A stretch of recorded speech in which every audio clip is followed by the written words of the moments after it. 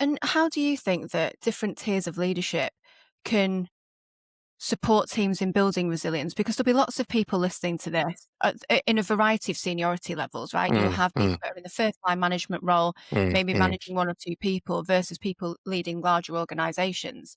What can we do as leaders to support people in building that resilience so when the tough times do come, that's the foundation that's set? Everything starts with a team, and everything is the team.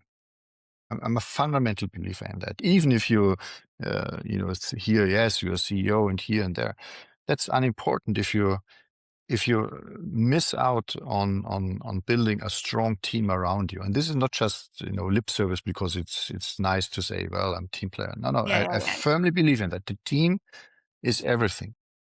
And this is where I would start from the first second I take over a new responsibility. I would have a very, very critical view on the team, how it is composed, how diverse it is, and how resilient are its members to deal with any kind of challenge. And then do the changes.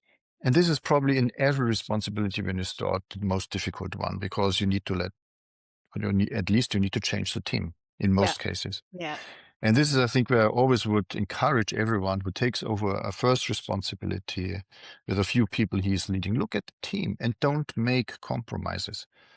Any compromise you make at the day one or day two or week 2 or week 4, and it will hunt you down. It yeah, will hunt you down. yeah, So be clear and be very transparent and tell it to people and saying, this is where I want to go to. This is what I need. This is what I see. And this is what we need to change. And I think then, in that stage, people actually, and this is always my experience, are actually accepting that. and it creates Even trust, doesn't it? it creates trust because you say what you're going to do, Yeah, but then the trust is only materializing if you also do what you have said. yeah, yeah, And this is where sometimes, there's a mismatch when people saying, well, I'm doing this and that, and then nothing happens. And then people are getting a little bit nervous. I mean, I have in my experience examples where I had to let people go, and those people I had to let go are still in a very positive contact with me because they understood. First of all, I always do it very decent. First, and secondly, always, in an appreciative way, because these are not bad people per se. They just don't fit anymore where you want to go.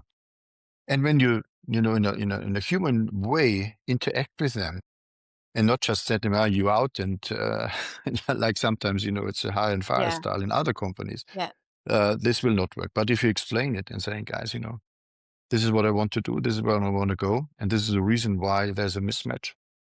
I people have get on made the board. experience that, nobody's leaving or is burning the bridges behind Mm. herself or himself. So this is, what I've seen has worked in most cases. Of course, sometimes it doesn't work, but in most cases it works.